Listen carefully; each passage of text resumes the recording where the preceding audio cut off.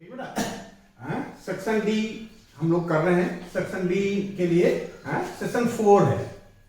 हम 3 सेक्शन और कर चुके हैं। सेक्शन डी क्यों बेटा? सेक्शन डी स्पेशली हम इसलिए कर रहे हैं, हमारी तैयारी हो चुकी है। सेक्शन डी में 5 मार्क्स के क्वेश्चंस आते हैं, लॉन्ग क्वेश्चंस होते हैं, थोड़ा सा ट्रिकी क्वेश्चंस होते हैं।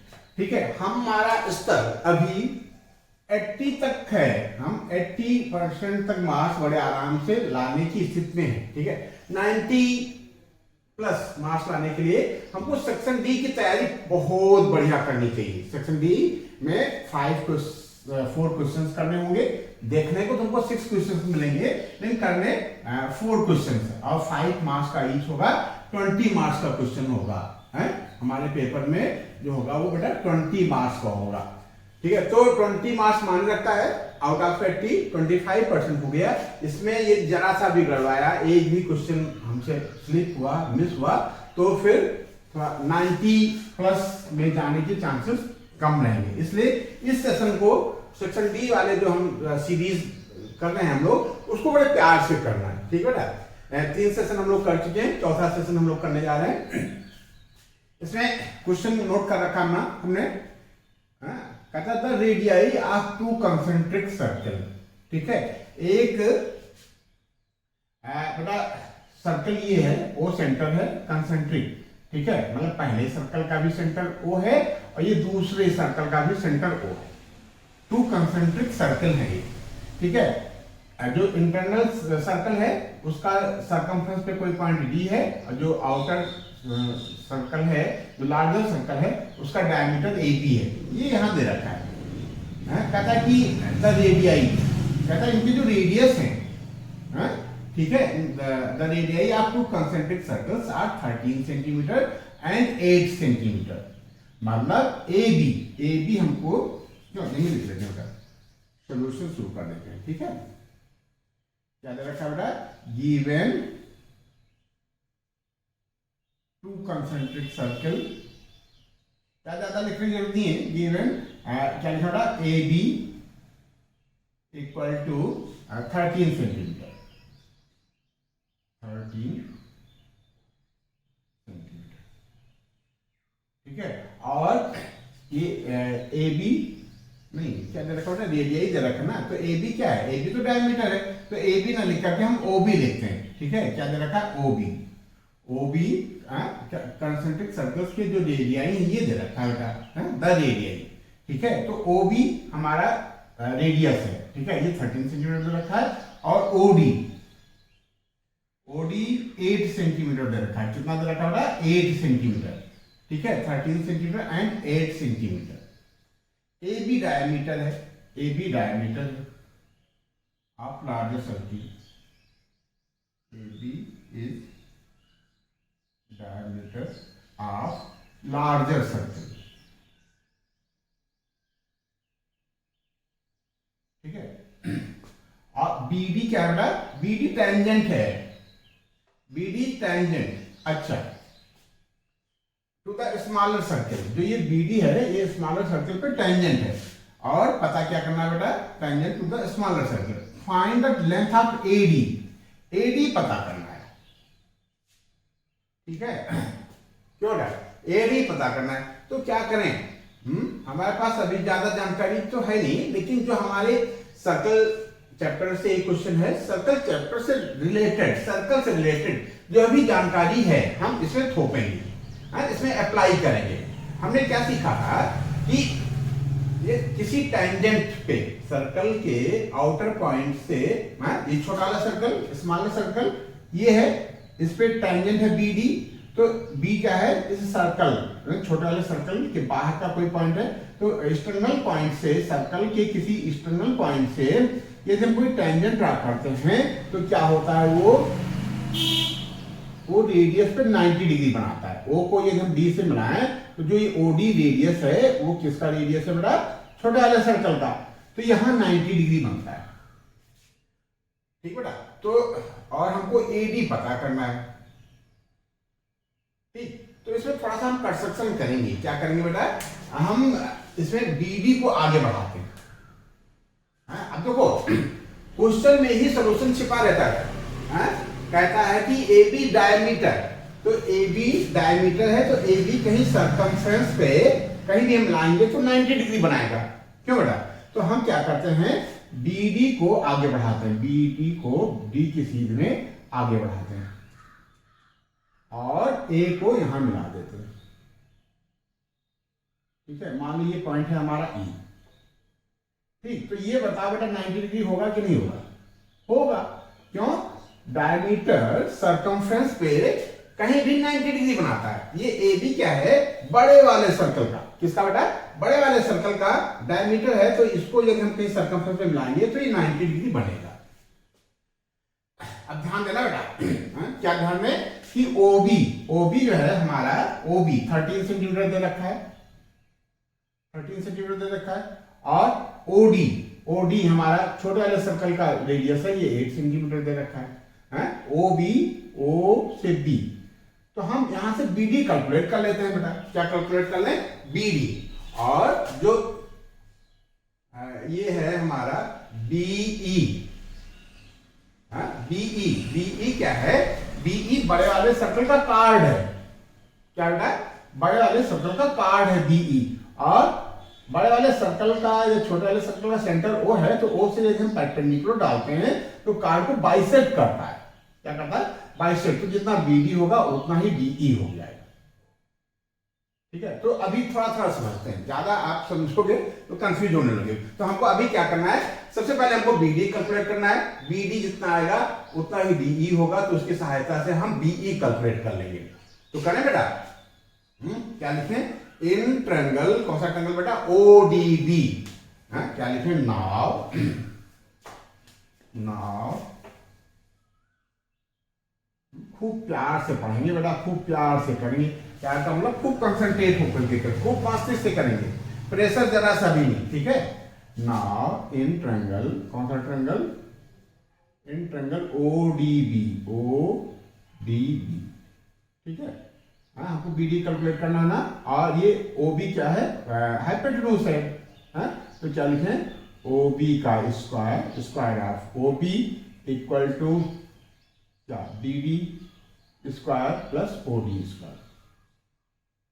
ठीक है, ओबी हमको 13 दे रखा है, 13 का स्क्वायर इक्वल टू बीडी हमको कैलकुलेट करना है, बीडी का स्क्वायर और प्लस 8 का स्क्वायर।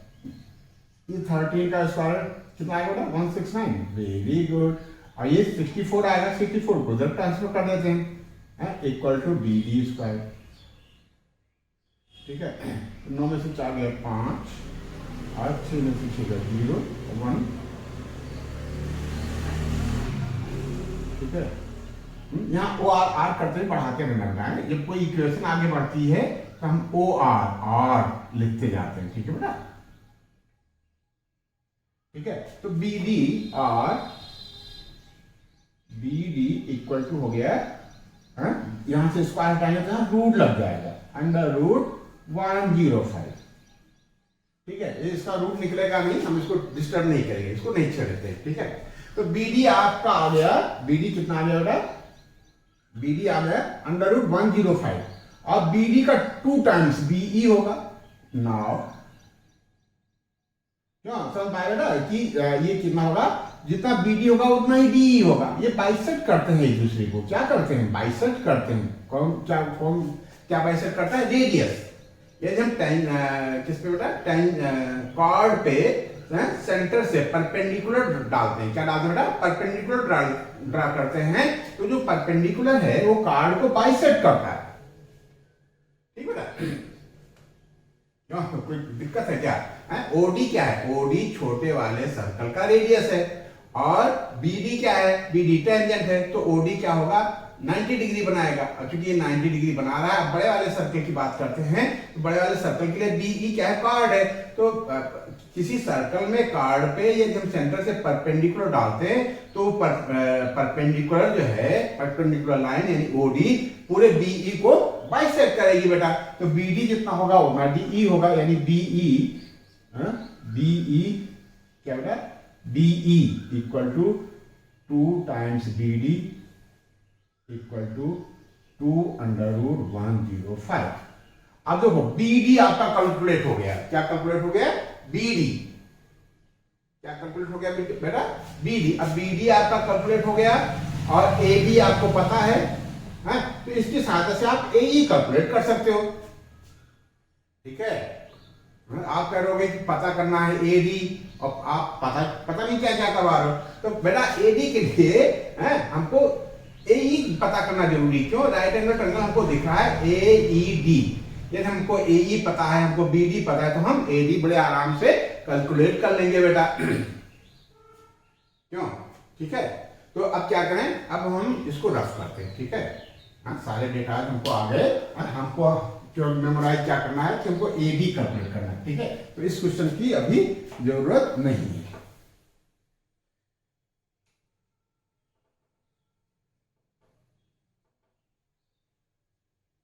ठीक है।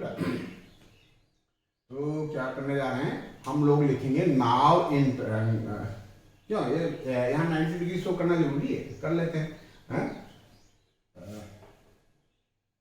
अच्छा हमने इसको भी नहीं लिखा ना कंस्ट्रक्शन को, नाव लिख लेते हैं, नाव प्रोड्यूस्ड,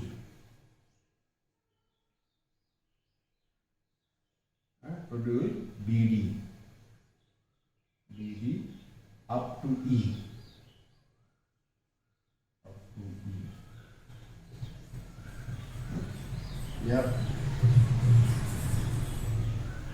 या ऐसे लिखो बेटा, produced BD intersect larger circle at E।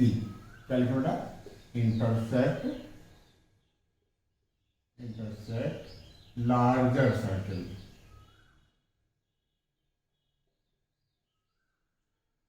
Eight E, join AE। Now क्या था? सिंस क्या था? Since AB is diameter,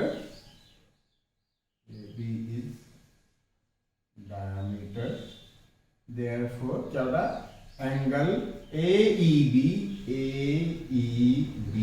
equal to 90 degree है। हम जो कहना चाहते हैं, जो हमारे दिमाग में है, उसको लिखना भी जरूरी है। हम समझते रहे, एग्जामिनर न समझ पावे, हमको चेक करने वाला न समझ पावे, तब भी बहादुरी नहीं है, तब भी मजा नहीं आएगा, है ठीक है। हम कॉपी में कुछ ऐसा प्रेजेंट करें, कॉपी को हम ऐसा शो करें कि वो 5 में 5.25 ना दे पावे, तो 5 दे ही हमको, ठीक है।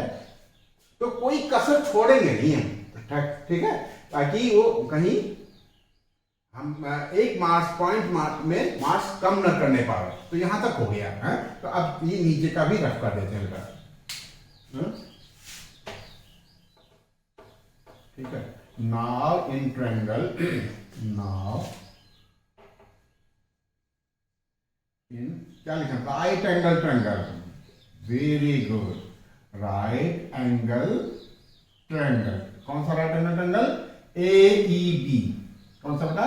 AEB। क्या लिखे? हाइपोटेन्यूज का स्क्वायर। तो हाइपोटेन्यूज कितना हो जाएगा बेटा? 13 ये है और 13 ये हो जाएगा। तो डायमीटर हमारा रेडियस 13 सेंटीमीटर, तो डायमीटर कितना हो जाएगा? 26 हो जाएगा। लिख लेते हैं पहले, क्या लिखें? AB square equal to AE square, plus क्या होगा? BD स्क्वायर, नहीं BE स्क्वायर, ठीक है।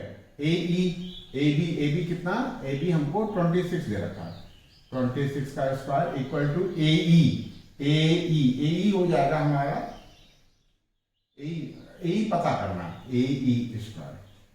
और BE हमने ये कैलकुलेट किया था, क्या होगा? 2√105 का होल स्क्वायर, ठीक है। ये रफ किए रहेंगे, ठीक है।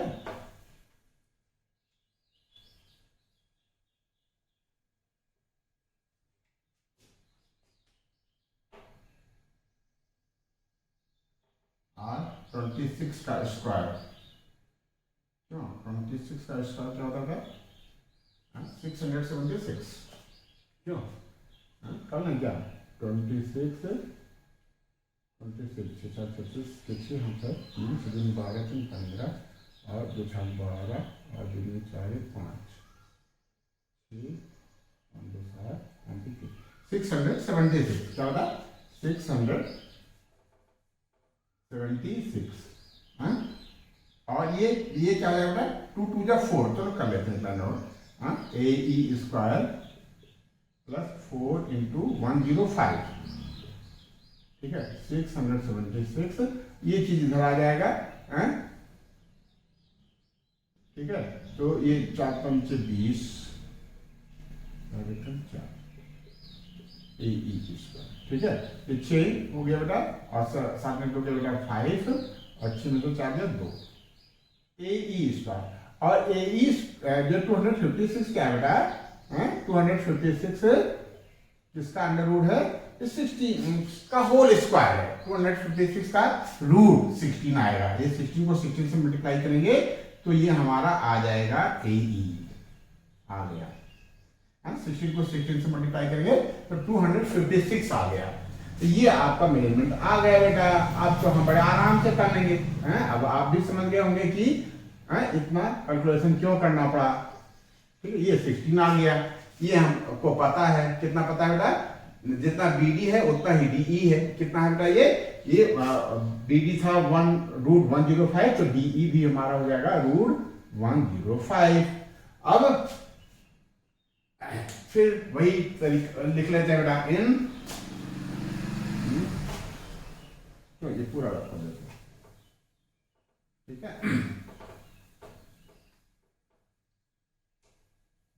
क्या लिखें now in right angle triangle AED क्या लिखें बेटा now in right angle triangle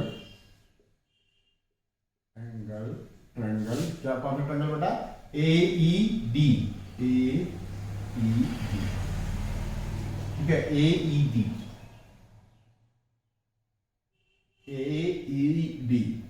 ठीक है तो क्या लिखा बेटा AD हाइपोटेन्यूज हो गया बेटा AD का स्क्वायर तुमको कैलकुलेट करना था AD का स्क्वायर इक्वल टू AE का स्क्वायर प्लस DE का स्क्वायर ठीक है और AD का स्क्वायर इक्वल टू AE हम लोगों ने अभी कैलकुलेट किया 16 का स्क्वायर प्लस DE हम लोगों ने देखा था 105 √105 ठीक है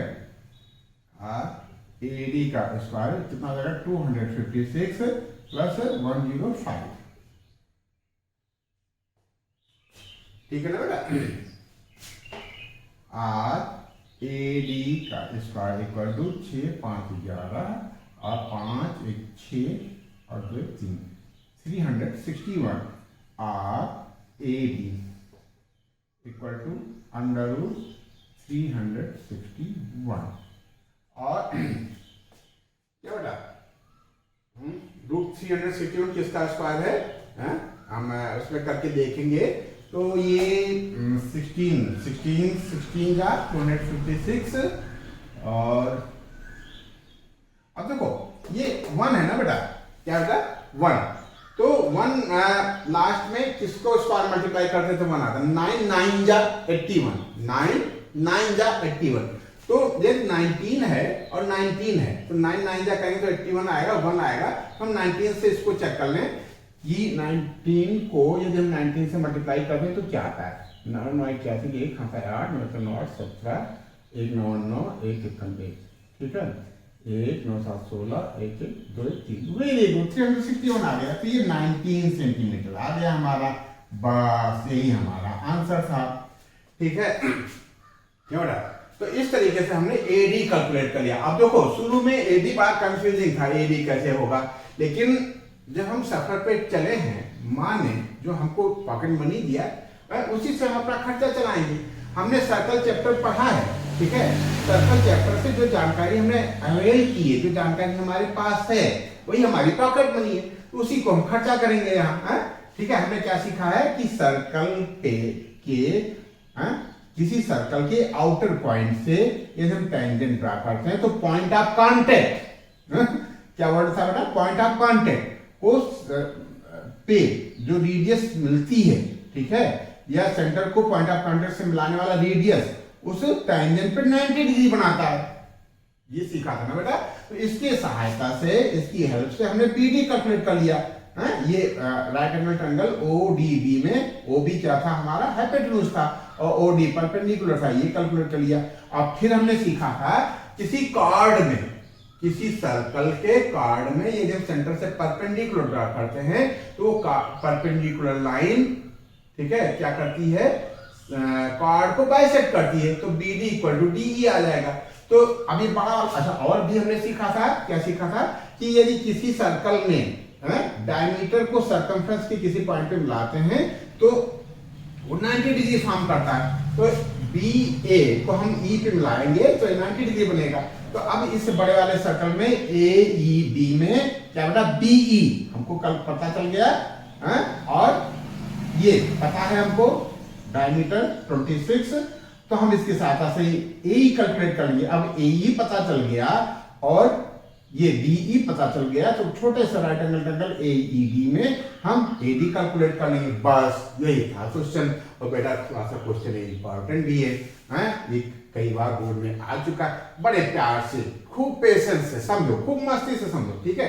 नहीं समझ आया वीडियो पॉज करके फिर समझो, ठीक है। ये नोट कर लो, हम लोग आगे बढ़ते हैं बेटा, ठीक है, नोट कर लो।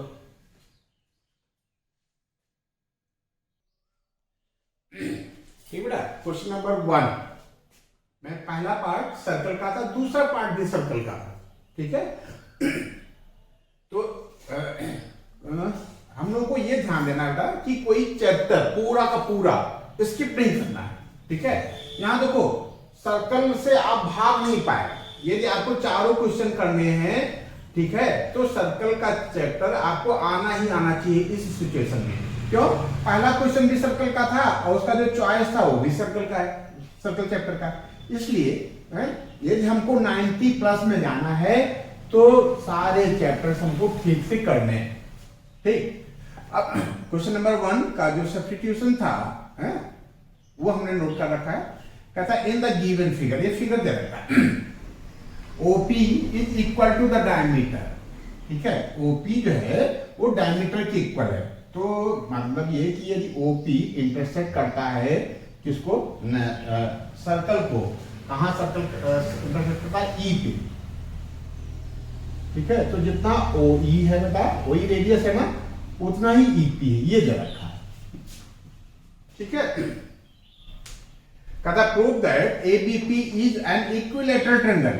क्या कहता है बेटा, ABP एक इक्विलैटरल ट्रायंगल प्रूव करना है। अच्छा, इक्विलैटरल का है, बस तुरंत हमारे दिमाग में आ जाना चाहिए वह ट्रायंगल जिसकी तीनों साइडें इक्वल हैं और या तीनों एंगल्स इक्वल और 60 डिग्री के इक्वल हैं, उनका मेजर 60 डिग्री है, ठीक है। तो ये हमको करना है, क्या करना है, हमको एन के प्रकार है anyhow AP equal to BP equal to AB prove करना है, या this angle equal to this angle equal to this angle equal to 60 degree prove करना है, ठीक है। Where A and B are the tangent points, जो B है और A है वो tangent points है, जिसका outer point P से, PA एक tangent है और PB एक tangent है। तो A और B पॉइंट ऑफ कांटेक्ट भी आप कर सकते हो, ठीक है। तो ये हमने नोट कर रखा है कि क्या नोट कर रखा है बेटा, गिवन A सर्कल है, एक गिवन अ सर्कल, ठीक है, लिख देते हैं, given a circle center O, PA and PB are tangents, PA और PB tangents है, और OP मेन बात ये है कि OP इक्वल टू 2 रेडियन दे रखा है। OP जो है वो 2 रेडियन दे रखा है। तो क्यों E तो हमारे फिगर में था नहीं, E हमने मेंशन किया है, तो इस चीज को हम लिख लें। क्या लिखा होगा, लेट, क्या लिखा होगा, लेट क्या लेट OP इंटरसेक्ट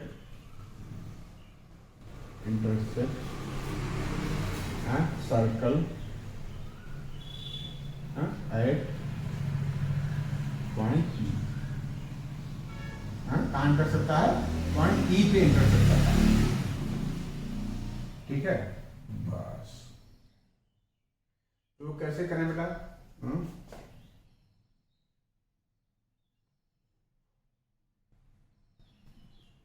अच्छा, अब देखो बेटा, ये हमारा ओपी, ओपी सॉरी ओए, ओए क्या है? ओए रेडियस है और पी ए क्या है? टेंजेंट है। तो ये जो एंगल है ये 90 डिग्री का बनेगा। क्यों? बात समझ पा रहे हो बेटा? हैं? ओ क्या बेटा? ओ ए रेडियस है और ये पी ए टेंजेंट है, तो ये 90 डिग्री बनेगा। तो इसको थोड़ा सा रफ कर देते हैं। हमको बस केवल ये इस क्वेश्चन से हमको ये याद रखना है कि ए बी पी क्या बेटा? ए बी पी को लिख लो। ए बी पी को क्या करना है? इक्विलैटरल ट्रायंगल प्रूव करना है, बस। इसको रफ के देते हैं, रफ कर देना बेटा।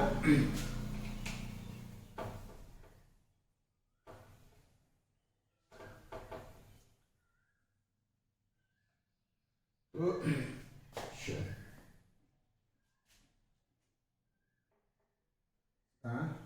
यही यही लिख लो क्लास। सिंस क्या? ओ ए is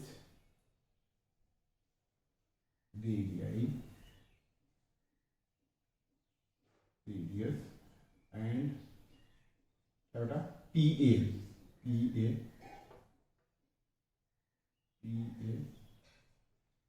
is tangent, therefore angle OAP, angle OA क्या बेटा? angle OAP is 90। OAP angle OAP 90 degree, therefore angle OAP is right angle triangle and OP is hypotenuse। ठीक है? ये बेटा क्या है? ओ ए परपेंडिकुलर है किस पे? पी ए पे, तो ओ ए पी 90 डिग्री बनेगा। क्यों? थ्योरम है बेटा कि सेंटर को पॉइंट ऑफ कॉन्टेक्ट से मिलाने वाली लाइन टेंजेंट पे 90 डिग्री बनाती है। तो O A P right angle triangle हो जाएगा और राइट एंगल ट्रायंगल में ओ पी हाइपोटेन्यूज हो जाएगा, बस। ये है। अब इसके बाद जो हम समझाना चाह रहे हैं, जो हम बताना चाह रहे हैं, वो आप ठीक से समझो बेटा। क्या? कि हाइपोटेन्यूज का जो मिड पॉइंट है, ठीक है, हाइपोटेन्यूज के मिड पॉइंट से तीनों वर्टिसेस इक्वल डिस्टेंस पे होते हैं। ये आप याद रखो बेटा। क्या? देयरफॉर हम पहले लिख लेते हैं। देयरफॉर क्या बेटा? E A, therefore E A equal to E O equal to E P. ये तो हमको दे रखा है, E O equal to E P. लेकिन आप सोच रहे होंगे कि ई ए क्यों इक्वल है?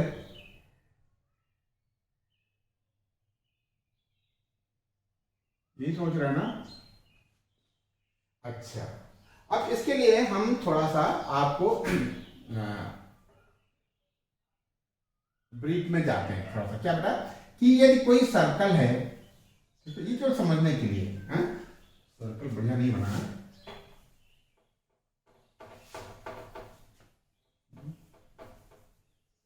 क्या बेटा? हम लोग समझ देंगे कि ई ओ तो ठीक है, इक्वल है। ई पी इक्वल, क्यों? ये पूरा डायमीटर दे रखा है, डायमीटर भी इक्वल है। और ई क्या है? सरकमफ्रेंस पे है, तो ओ ए रेडियस है, तो ये आर है, तो ये भी आर होगा। क्यों? ये पूरा 2r है, 2r मतलब डायमीटर के इक्वल है। लेकिन ई ए क्यों इक्वल है, ये हमको सीखना है। तो देखो बेटा, क्या जैसे मान लीजिए डायमीटर है, तो डायमीटर और ये सेंटर है,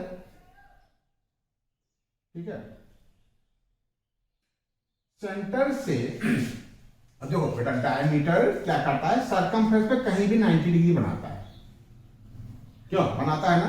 हाँ, मान लो ओ, हम ऐसे मेमोराइज करते हैं, ओपी क्या है बेटा, ओपी डायमीटर है और ई सेंटर है, ई मान लेते हैं, और ये एंगल ए है, ठीक है, ये 90 डिग्री है, यहां भी 90 डिग्री है ना बेटा, ठीक है। तो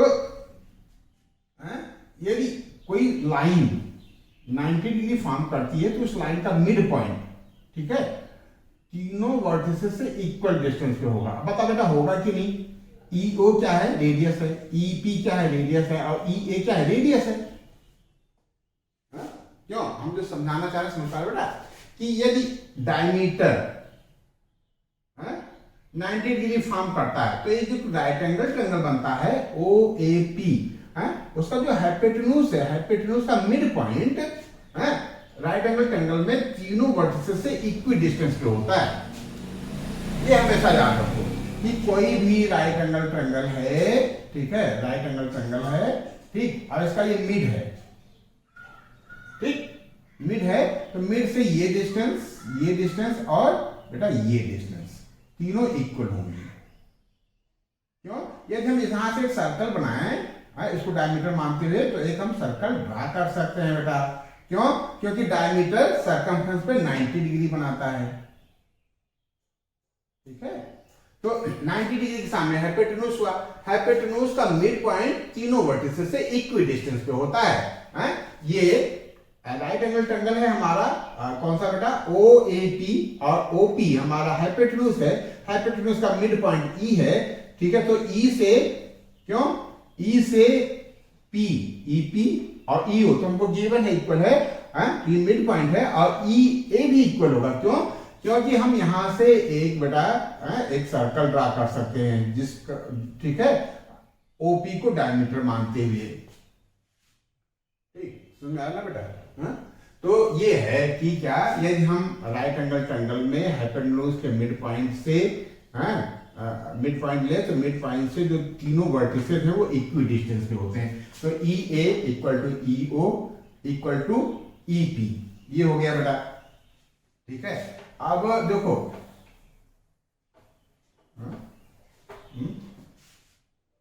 ये तो इक्वल है ही बेटा, ये भी रेडियस है ना, तो क्या ले लें, in triangle A O E, now in triangle A O E, क्या बेटा, A O equal to O E, A O equal to O E equal to E A, क्या बेटा, equal to radius. therefore triangle OAE is an equilateral triangle,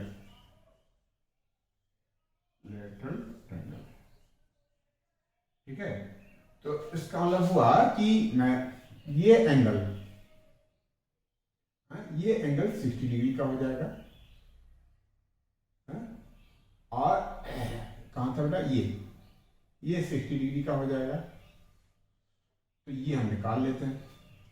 तो क्या लिखें, now in triangle A E P, हमारा target क्या है बेटा, हमारा टारगेट है किसी तरीके से ये एंगल पता करना, ठीक है। तो अब हम ले लेंगे, now in triangle A E P,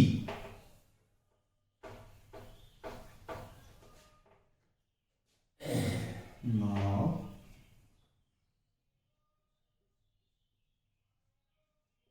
in triangle क्या बेटा, ए ई पी, ठीक है। एंगल ए ई पी निकालो, angle A E P equal to, ये बेटा 60 है, तो ये कितना हो जाएगा, 180 माइनस 60 यानी 120 डिग्री। ये एंगल कितना हो गया बेटा, 120 डिग्री। और फिर ऊपर वाला एंगल निकाल लेते हैं, E A P, angle E A P equal to पूरा 90 है ना, ये रेडियस है और ये टेंजेंट है, तो 90 डिग्री है, तो 90 माइनस 60, इक्वल टू 30 डिग्री। ये 120 आ गया और ये 30 डिग्री आ गया। ठीक है, therefore angle APO, angle APO equal to कितना हो जाएगा 180 माइनस, पूरे ट्रायंगल में इसका सम करके 180 से माइनस कर देते हैं, तो 30 प्लस 120। बेटा ये कितना आ जाएगा, 180 में से 150 माइनस हो जाएगा 30 डिग्री। ठीक है, अब देखो बेटा जितना बड़ा ये एंगल है उतना ही बड़ा बेटा ये एंगल होगा। क्यों, हमने पढ़ा था कि PO जो एंगल फॉर्म करती है PA के साथ वही एंगल फॉर्म करती है PB के साथ। बस सीधे सीधे हमको लिख देना यहाँ। ठीक है, देयरफॉर एंगल BOP क्या लिखें, BPO, therefore angle BPO equal to 30 degree. Hence क्या होगा, angle APB equal to 30 plus 30 यानी 60 डिग्री। ठीक है, अब ट्रायंगल ले लेते हैं ABP। ये देखो AP और BP दोनों इक्वल होंगे। क्यों इक्वल होंगे बेटा, क्योंकि टेंजेंट की लेंथ आउटर पॉइंट से टेंजेंट की लेंथ इक्वल होती है, इसलिए AP और PB इक्वल होंगे। तो यही लिख लेते हैं नाउ, क्या देखो, इन ट्रायंगल APB इन पे APB क्या होगा, AP equal to BP। Reason क्या लिखोगे, टेंजेंट्स, ये टेंजेंट्स हैं, टेंजेंट्स सारे इक्वल। ठीक है बेटा, AP equal to PB, therefore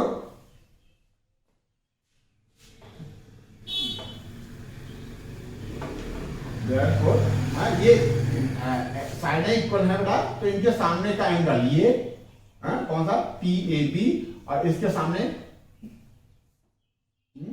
PBA, ये इक्वल होंगे। Therefore angle AP, side AP के सामने कौन सा एंगल पड़ रहा है, ABP, एंगल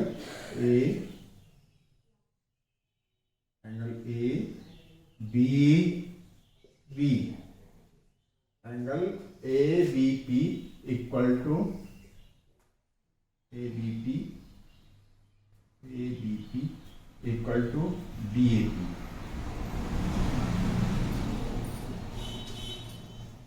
ठीक है, let angle ABP equal to angle BAP equal to X। Therefore in triangle क्या होता है, ABP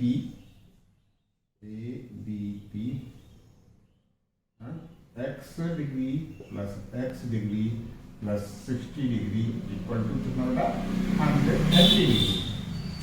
R 2X degree equal to 180 minus 60 degree equal to 120 degree. तो X इक्वल टू 120 अपॉन 2 यानी 60 degree, 120 upon 2 equal to 60 degree. तो since अब ये लिख देते हैं ना, क्या लिखें, since in triangle ABP, since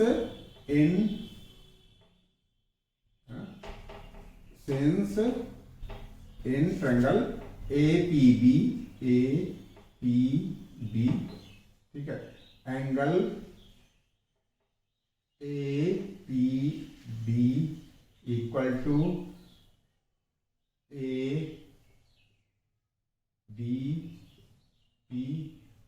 equal to angle BAP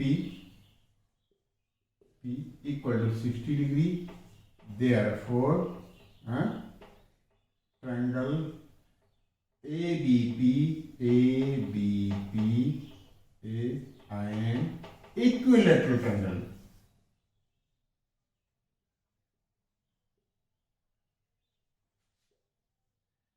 prove, शान से लिखो बेटा थोड़ा सा, है सीना चौड़ा करके, क्या प्रूव, क्या मेहनत किया है।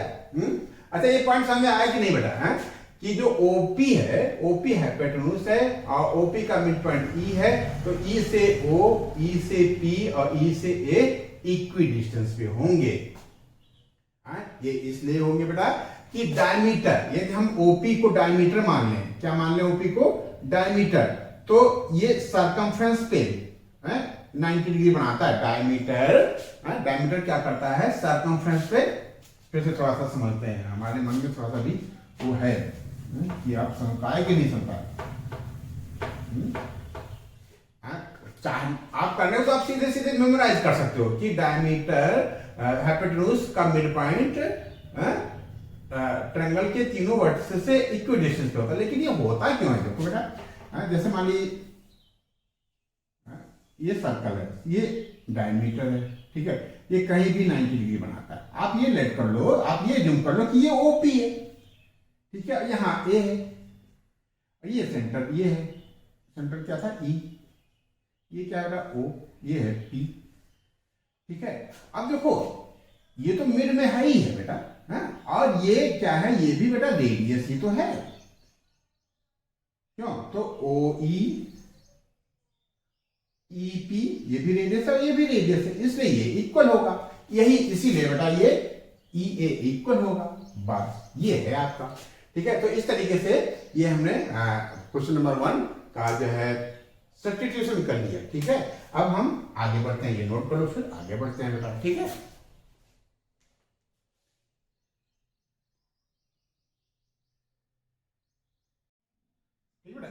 क्वेश्चन नंबर 2 हमने नोट कर रखा है, कहता कि a car has wheels which are 60 centimeter in diameter.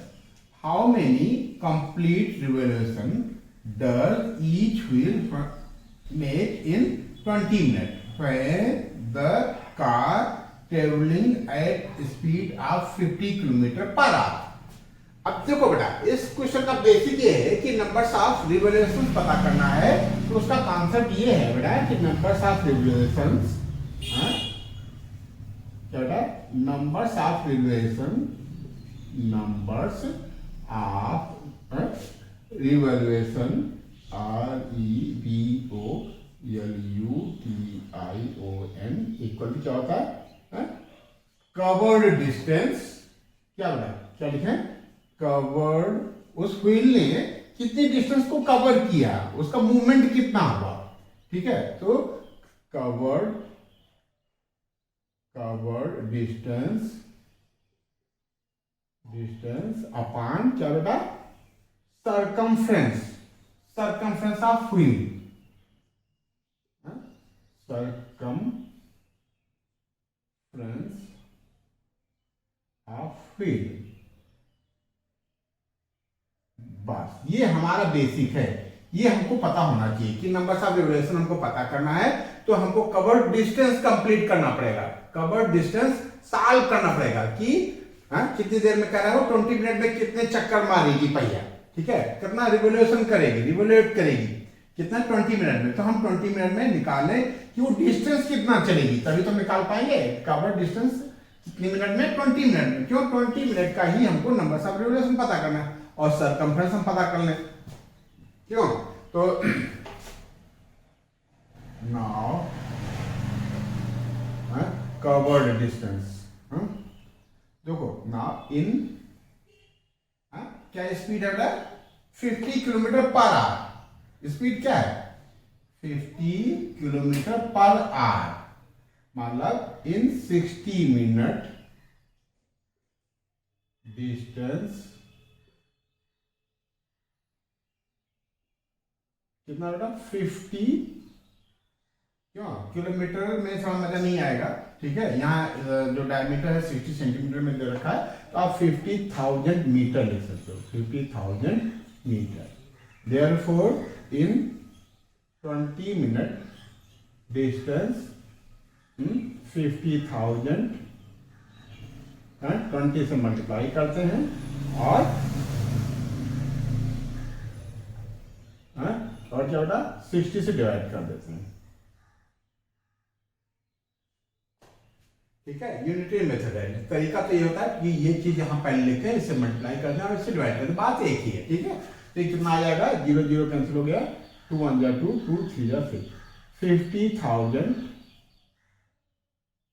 By 3। ठीक है, ये क्या आ गया, ये मीटर आ गया। सरकमफ्रेंस इक्वल टू सरकमफ्रेंस क्या होता है, 2 पाई आर, 2 या पाई डी भी कह सकते हो आप, पाई इंटू डी। डायमीटर दे रखा है हमको, डायमीटर कितना दे रखा, 60। तो पाई की जगह पे आप लिख लो 22/7 और 60 की जगह पे लिख लो 0.60। ठीक है, अब ये रफ कर दे बेटा, नंबर्स ऑफ रिवोल्यूशंस पता करने हैं। डायमीटर तो हम लोगों को क्लियर हुई है, कितना है 60, मैंने मेंशन भी कर रखा है, अब इसकी जरूरत नहीं है।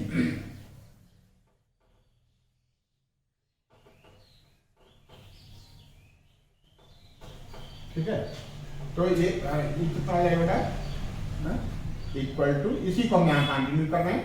तो 60 से मल्टीप्लाई करना है हमको, 6 दूनी 12, 6 दूनी 12, 1 13 और एक 0 बढ़ा देंगे अपान 7। अच्छा, पॉइंट कितने डिजिट पे लगेगा बेटा, 2 डिजिट पे, तो यहाँ पॉइंट लगता है। ठीक है, 13.20 अपान 7, ये क्या आ गया, ये आ गया सरकमफ्रेंस। तो नाउ numbers of revolution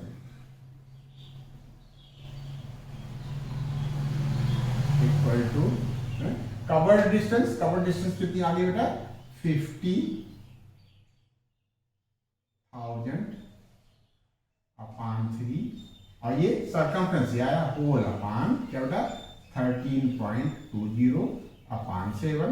ठीक है, ये मल्टीप्लाई की जगह यहाँ डिवाइड पे क्या लगा देगा, मल्टीप्लाई, वेरी गुड, 50,000 अपान 3, ये क्या हो जाएगा बेटा 7 अपान, ये पलट जाएगा 7 अपान 13.2। इस 0 की कोई वैल्यू नहीं है। ठीक है,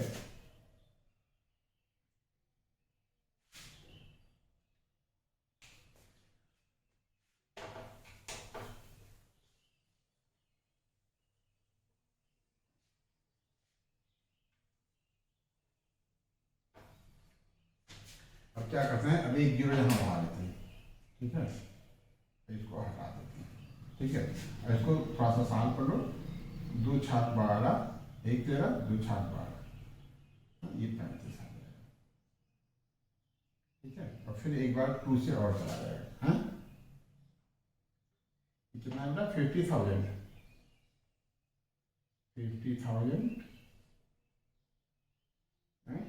अपान 3 इंटू 35 अपान कितना बेटा 66। तो 2 से कैंसिल कर लो, 2 3 6, 2 3 6 और ये 25 आ जाएगा। ठीक है, अब 25,000 को 35 से मल्टीप्लाई कर लो, क्या कर लो बेटा 25,000 को 35 से मल्टीप्लाई करते हैं। 5 0 0 0 0 25 के 5 आता है 2, 5 25 5 और 2 5 2 12, 25 5 125 ना, फिर 3 0 जा 0, 3 0 जा 0, 3 0 जा 0, 3 25 15, 3 2 6 1 7। ठीक है, 0 0 0 5 5 2 7 7 1 8 है, ये कितना आ जाएगा बेटा 875,000 अपान 99। ठीक है, क्या बेटा, अब इसको आप डिवाइड कर लेना है, ये डिवाइड हो जाएगा बेटा। ठीक है, तो ये डिवाइड कर लेना, तो वही नंबर ऑफ रिवोल्यूशंस हो जाएंगे और इसका आंसर आप आएगा 8,838। 8,838। ठीक है बेटा, 8,838। आप इसको डिवाइड करोगे बेटा तो 99 जो है रिड्यूस तो होना नहीं है। ठीक है, आप डिवाइड कर लोगे, है हमें उम्मीद है कि आप डिवाइड कर लोगे। ठीक है, हम लोग 10th में हैं, डिवाइड तो करना ही है। 2 डिजिट का डिवाइड तो हम लोगों ने बहुत पहले सीख लिया था। 99 से डिवाइड करना है बेटा किसको, 87500। तो देखो 99 है ना, तो 9 की टेबल पढ़ेंगे, 9 की टेबल, 99 की टेबल हमको आती नहीं, और ये चेक करेंगे कि 87 किसमें आएगा। 9 9 या 81 आता है, तो हम 9 से ट्राई करेंगे। 9 9 या 81, 1 9 9 या 81 और 8 89 हो जाएगा, जो 87 से ज्यादा, तो हम 8 बाहर ले जाएंगे। ठीक है, तो इस तरीके से ये हम डिवाइड कर लेंगे, और डिवाइड करके हमारा जो आंसर आएगा वो 8838 आएगा। इस क्वेश्चन में बेसिक क्या था? इस क्वेश्चन में बेसिक ये था कि नंबर्स ऑफ रिवोल्यूशन पता करना है, तो उस पर्टिकुलर टाइम में डिस्टेंस कितनी कवर हुई है, उस डिस्टेंस को हम सरकमफ्रेंस से डिवाइड कर देते हैं, तो नंबर्स ऑफ रिवोल्यूशन आ जाता है। बस इस क्वेश्चन का बेसिक ये है। बाकी किलोमीटर को मीटर में कन्वर्ट करना, सेंटीमीटर को मीटर में कन्वर्ट करना, या 2 डिजिट का डिवाइड करना, तो हमने बहुत पहले सीखा है। ठीक है, उसमें कुछ नहीं है, बस हमको ये ध्यान रखना है कि नंबर्स ऑफ रिवोल्यूशन कैसे पता करना है। ठीक है, ये हो गया, ये आप नोट कर लो। हम लोग क्वेश्चन नंबर 3 के लिए आगे बढ़ते हैं।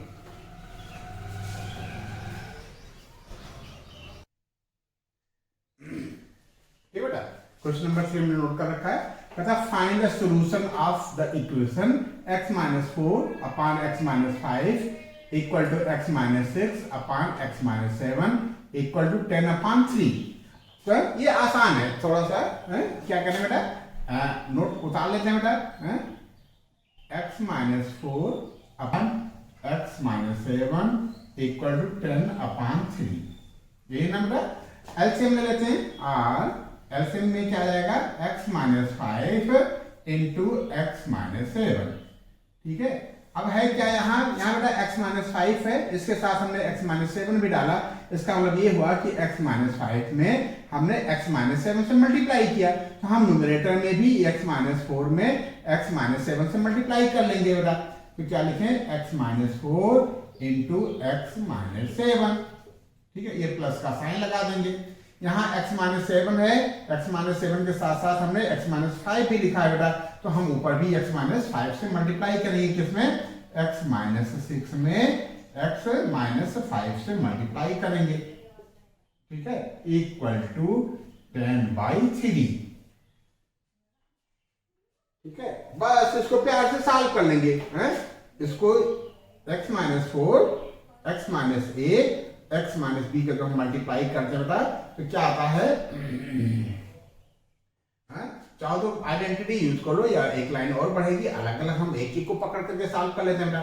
x को x में मल्टीप्लाई करेंगे तो क्या आ जाएगा, x², x का 7 में मल्टीप्लाई करेंगे तो -7x, और -4 का x में मल्टीप्लाई करेंगे तो -4x, और -4 का -7 में मल्टीप्लाई करेंगे तो प्लस का 28, फिर प्लस का साइन लगा देंगे। x का x में मल्टीप्लाई करेंगे x², x का -5 में तो -5x, -6x, और प्लस का 30 होल अपॉन, ऐसे बेटा यहां मल्टीप्लाई कर लेंगे डिनोमिनेटर में। ये हो जाएगा x² -7x -5x, क्यों थोड़ा सा इसको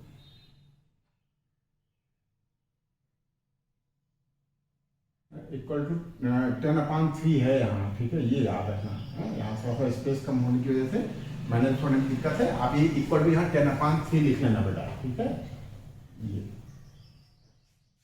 ठीक है, तो क्या कर रहे थे, x² -7x -5x और प्लस का 35। ठीक है, तो एक x² ये, एक x² ये मिलकर के 2x² हो गया बेटा। कितना हो गया, 2x² और -11x और -11x मिलकर के -22x हो गया, और 30 और 28 हो गया हमारा 58 हो 58।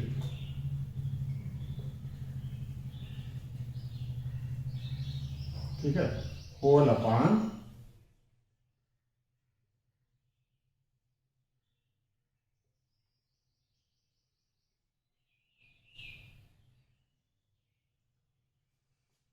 बस क्रॉस मल्टीप्लाई कर लेते हैं बेटा, क्यों। अच्छा देखो, थोड़ा सा हल्का करते हुए चलते हैं। ऊपर 2 कॉमन है न्यूमरेटर में, और यहाँ 2 × 5, तो हम ऐसे कर सकते हैं कि 2 कॉमन ले लिया, यहाँ बच गया एक्स स्क्वायर माइनस का 11x और प्लस का 29, 2 2 जा 4, 1 बचा 18, 2 9 जा 18 whole upon x square minus का 12x प्लस का 35 इक्वल टू 2 इंटू 5 अपॉन 3, और ये 2 को हमने कैंसिल कर दिया। ठीक है, तो थोड़ा सा हल्का हो गया।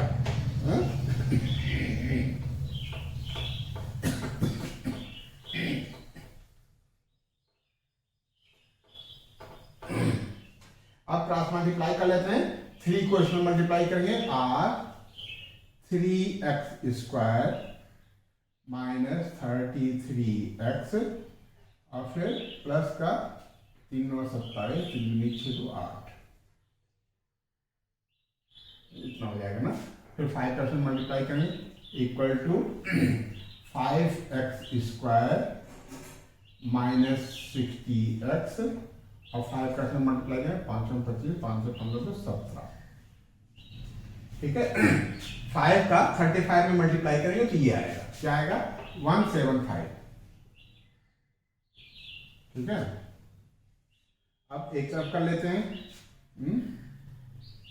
r 3x square minus 5x square minus 33x plus का 60x प्लस का 87 माइनस का 175 इक्वल टू 0। 3x से 5x स्क्वायर जाएगा तो हमको देगा माइनस का 2x स्क्वायर, क्या देगा बेटा माइनस का 2x स्क्वायर। ठीक है, 60 से 33 प्लस माइनस करेंगे तो 10 में से 3 जाएगा 7, और यहाँ क्या आएगा बेटा 5, 5 में 3 जाएगा 2। ठीक है ना बेटा, ये क्या आ जाएगा बेटा माइनस का 15 में से 7 गया 8,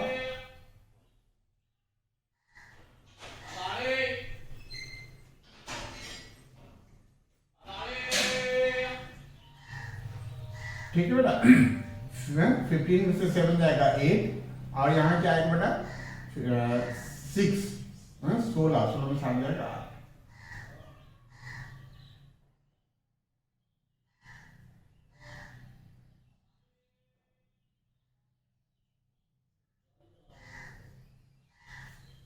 ठीक है, ये माइनस है ना, तो माइनस वाला रहेगा। ठीक, अब क्या करें, माइनस हम इस टर्म में मल्टीप्लाई कर लेते हैं, ये हो जाएगा 2x स्क्वायर माइनस का 27x और प्लस का 88 इक्वल टू 0। ठीक है, ये नोट कर लो, फिर आगे बढ़ते हैं। ठीक है, नोट कर लो।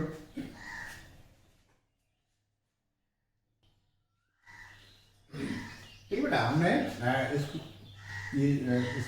हमने यहाँ मेंशन कर रखा है। ठीक है, अब क्या करें, इसको स्प्लिट करना है, इसे 2 पार्ट करने हैं, माइनस में है ऐसा पार्ट करना है कि दोनों पार्ट माइनस में आवे। ठीक है, और एडिशन माइनस 27 आवे और मल्टीप्लीकेशन 2 इंटू 88 आवे। तो कैसे करते हैं हम लोग, एलिमिनेशन मेथड 2 इंटू 88 के हम कर लेते हैं factor, 2 into 2 into 2 into 2 into 11। अब इसमें ऐसा सेटिंग करते हैं बेटा, ऐसा सेटिंग करते हैं कि एडिशन -27 आवे, इसे 2 पार्ट करेंगे। कितना आवे बेटा -27। तो कैसे करें, 2 दूनी 4 दूनी 8 दूनी 16, ये इसको ले लेते हैं और इसको ले लेते हैं 27 और क्या का 2 दूनी 4 दूनी 8 दूनी 16, 16 और 11 कितना दे देगा हमको 27 दे देगा। और 2x square minus 16x minus 11x plus का 88 इक्वल टू 0। कॉमन ले लेते हैं, क्या कॉमन है बेटा 2x कॉमन है, 2x कॉमन ले लिया, यहाँ बचा x माइनस 8, यहाँ माइनस 11 कॉमन ले लो तो यहाँ भी बचेगा x माइनस 8 इक्वल टू 0। तो 2 पार्ट हो गए बेटा, है दोनों में क्या है x माइनस 8 कॉमन है, यहाँ भी x माइनस 8 है, यहाँ भी x माइनस 8 है, तो x माइनस 8 कॉमन ले लिया। यहाँ क्या बचा बेटा 2x माइनस 11 इक्वल टू 0। तो अब इफ देखो बेटा 2 चीजों का multiply this into this equal to 0, it's means either x minus 8 equal to 0 और 2x minus 11 equal to 0. If x minus 8 equal to 0, then x equal to 8. If that are 2x minus 11 equal to 0, then 2x equal to 11 और x equal to 11 by 2. तो हमारे जो solutions हैं, जो हमारे answer हैं, वो x इक्वल टू क्या आ गए बेटा? x इक्वल टू 8 और 11 by 2 आ गए. तो x इक्वल टू क्या है बेटा? x इक्वल टू 8 और x इक्वल टू 11 by 2. ये हमारे आंसर आ गए, ये हमारे सॉल्यूशंस हो गए. ये नोट कर लो. इसमें भी चॉइस है, ठीक है. हाँ, तो इसका चॉइस वाला पार्ट करते हैं. क्वेश्चन नंबर 3 ही है. हाँ, ये करना था या अगला करना था जो हम करने जा रहे हैं. ठीक है, नोट कर लो. फिर लोग आगे बढ़ते हैं. क्वेश्चन नंबर 3 का हमने चॉइस नोट कर रखा है. इसके बाद एक क्वेश्चन और है. ठीक है, आप लोग थोड़ा मन लगाए रखो. क्या कहता है? Solve the equation by factorisation method. ये इक्वेशन दे रखा है 1/a + b + x = 1/a + 1/b + 1/x. अच्छा, अब देखो बेटा, x क्या है बेटा? वेरिएबल है. x क्या है? वेरिएबल है. और जो a है, b है, ये क्या है बेटा? ये कांस्टेंट है. ठीक है, ये न्यूमेरिक वैल्यूज के तरीके से ट्रीट होगा. ठीक है, तो इसको ऐसा देख करके हमको घबराना नहीं है. हमको x की वैल्यू सॉल्व करने को कह रहा है, तो इसका मतलब ये हुआ कि हमको x की वैल्यू a और b के फॉर्म में निकालनी है. बस बेटा, ठीक है. तो हम क्या करें? जो वेरिएबल्स हैं उनको हम एक तरफ लिख लेते हैं. तो पहले सॉल्यूशन में क्वेश्चन हमको उतारना पड़ेगा. तो क्वेश्चन में है, सॉल्यूशन में हम लोग लिख लेंगे बेटा 1/a + b + x equal to 1/a + 1/b + 1/x. ठीक है. फिर जैसा हम करते आ रहे हैं, क्या वेरिएबल्स को एक तरफ लिख लेते हैं. r 1/a + b + x. थोड़ा दिख नहीं रहा है, बड़ा लिखें. -1/x equal to 1/a + 1/b. अब क्या करना बेटा? करने भाई, करना क्या है? जैसे हम लोग करते आ रहे हैं जनरल अलजेब्रिक एक्सप्रेशन में माइनस, वैसे माइनस करेंगे. माइनस में क्या करते हैं? हम एलसीएम लेते हैं. तो दिस इनटू दिस कर लेंगे. डिनोमिनेटर में क्या लिखेंगे? a + b + x * x. ये हो गया हमारा डिनोमिनेटर. अब यहाँ हमने x से इसमें मल्टीप्लाई किया, तो x से हमको इसमें भी 1 में भी मल्टीप्लाई करना पड़ेगा. मल्टीप्लाई कर लिया, ये माइनस वाला साइन डाल देंगे. ठीक है. अब फिर 1 का इसमें मल्टीप्लाई करेंगे और इसको ब्रैकेट में भी बंद के रखेंगे. क्यों? माइनस है बाहर बेटा. तो संभल के हमको करना है बेटा. सावधानी हटी, घटना घटी. ठीक है, इसको हम बचा के रखेंगे, ब्रैकेट में रखेंगे, ताकि साइन में कहीं गलती ना होने पावे बेटा. Equal to 1/a + 1/b. ठीक है. अब क्या करें? अब ऊपर ब्रैकेट खोल देते हैं. x - a - b - x. यहाँ o r लिखते हुए चलेंगे बेटा. क्या लिखते हुए चलेंगे? o r x - a - b - x अपान, क्यों x को अंदर डाल देते हैं, ax + bx + x². और इसमें क्या करें? एलसीएम ले लेते हैं. ठीक है, ए बी, चाहे एलसीएम ए बी. ऊपर b का इसमें मल्टीप्लाई होगा, a का इसमें मल्टीप्लाई होगा, b + a. अब देखो कुछ बात हमको बनते हुए दिख रही है. क्या? ऊपर हम माइनस कॉमन ले सकते हैं. माइनस कॉमन ले लिया, a + b बचा, और नीचे हो गया x² + ax + bx equal to, sequence सही कर लो, a + b/ab. अब क्यों बेटा? देखो a + b यहां भी न्यूमरेटर में, a + b यहां भी, a + b यहां आ जाएगा तो इसको कैंसिल कर देगा. तो हाँ, आप इसको ऐसे कैंसिल समझ सकते हो. यहाँ 1 आप लिख सकते हो, यहाँ 1 लिख सकते हो. ठीक है बेटा. तो अब इधर क्या आ गया, इसको रख कर देता हूं।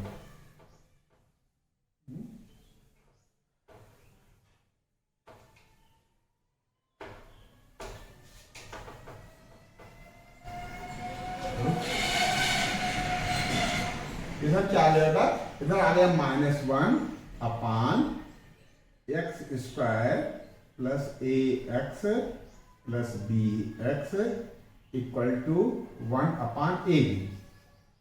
ठीक है, आप क्रॉस मल्टीप्लाई कर लो बेटा। तो x square plus a x plus b x equal to a.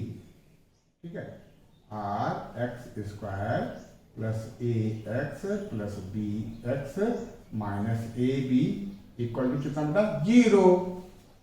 ठीक है, कॉमन ले लेते हैं, एक्स कॉमन है यहां, तो यहां बचा एक्स प्लस ए, और यहां गड़बड़ हो गया क्या बेटा,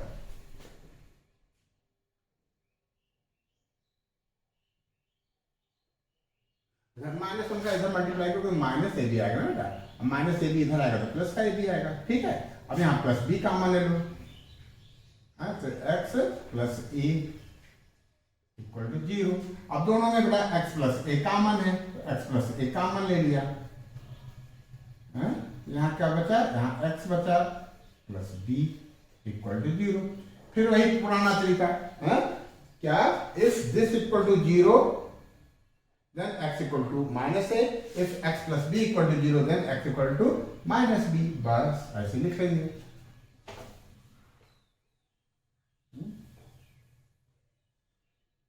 if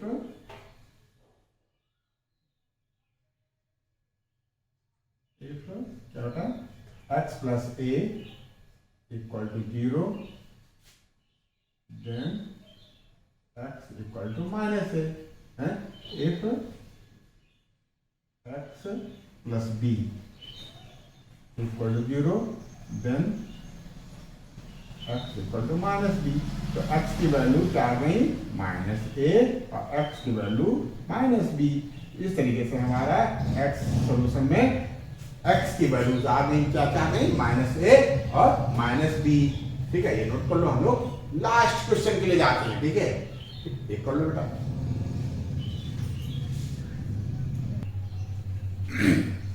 ठीक है बेटा, इस सेशन का सेशन 4 के लिए हम लास्ट क्वेश्चन करने जा रहे हैं। ठीक है, इसमें क्या है, मीडियन से रिलेटेड क्वेश्चन है। कहता है the median of the following data. ये डेटा हमको दे रखा था, क्या दे रखा था, क्लास इंटरवल दे रखे थे, क्लासेस दे रखे थे और फ्रीक्वेंसी दे रखी थी। ये हमने फॉर्म किया है। ठीक है, ये हमको दे रखा था, इसका हमने यूज कर लिया है समय बचाने के लिए। The median of the following data is 525। इसका मीडियन हमको दे रखा है 525।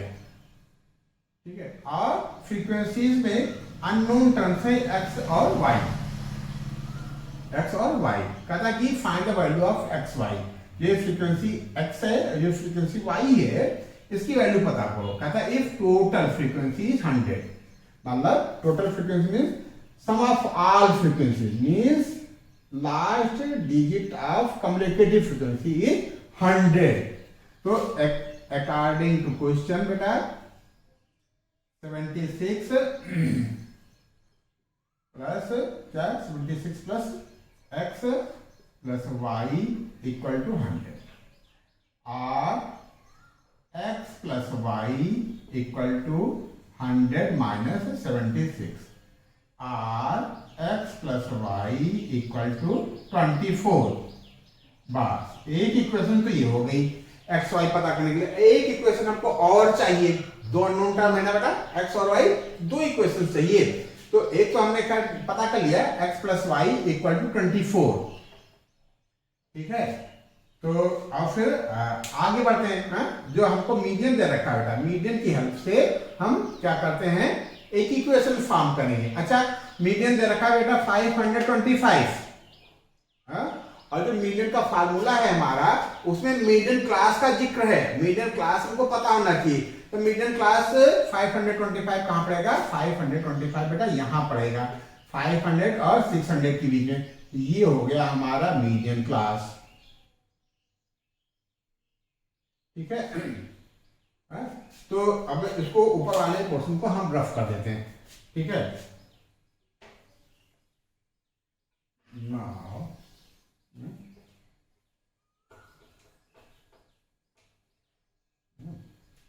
क्या लिखें बेटा, नाउ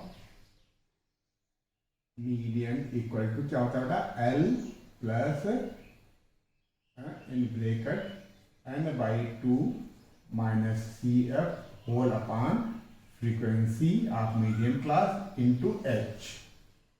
ठीक है, मीडियन हमको दे रखा था, कितना दे रखा था, 525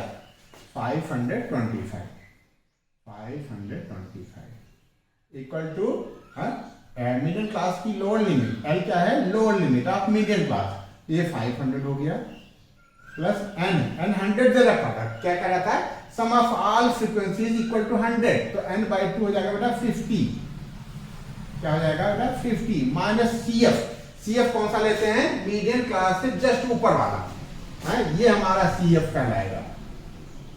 अब फ्रीक्वेंसी इसी ग्रुप की लेते हैं, तो 36 प्लस एक्स को माइनस करना है, तो माइनस 36 माइनस एक्स, डायरेक्ट हमने लिख दिया। एफ, एफ क्या 20 इंटू क्लास साइज कितने का बेटा, 100 का, 500 टू 600, 100 का डिफरेंस है, तो यहाँ 100 लिख देंगे, बस इसको सॉल्व कर लेंगे बेटा प्यार से।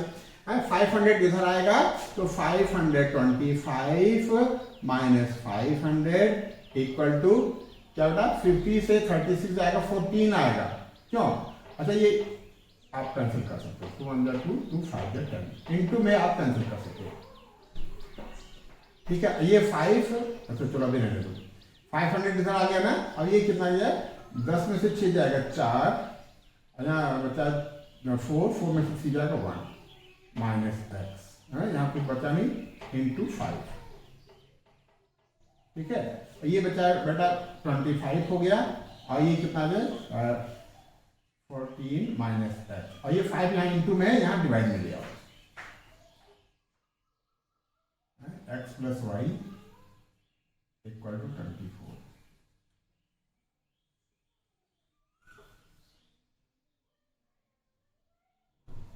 ठीक है। 5 × 5 5 25, तो 5 इक्वल टू 14 माइनस एक्स, ठीक है, माइनस एक्स इधर ले आओ, तो एक्स हो जाएगा ये 14 माइनस 5, एक्स इक्वल टू हो जाएगा 14 में 5 में 9, ठीक है। अब ये टेबल को रफ कर देते हैं, ये इक्वेशन फर्स्ट थी, इक्वेशन फर्स्ट में एक्स की वैल्यू रख देंगे, तो वाई की वैल्यू आ जाएगी, तो क्या लिखे बेटा, substituting value of x in equation first, क्या लिखे बेटा, सब्स्टिट्यूटिंग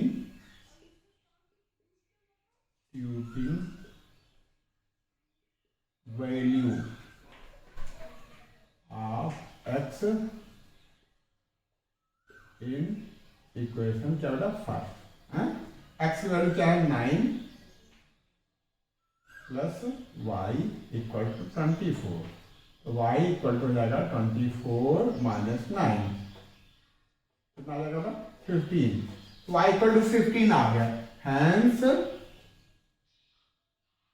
x इक्वल टू 9 और y इक्वल टू 15, ठीक है।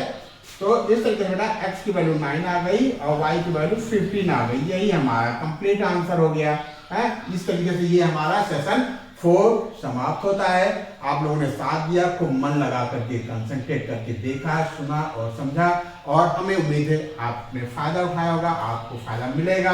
बस बहुत बहुत धन्यवाद, बहुत बहुत शुक्रिया। नेक्स्ट सेशन में, सेशन 5 के लिए हम लोग फिर से मिलते हैं। आज बस इतना ही।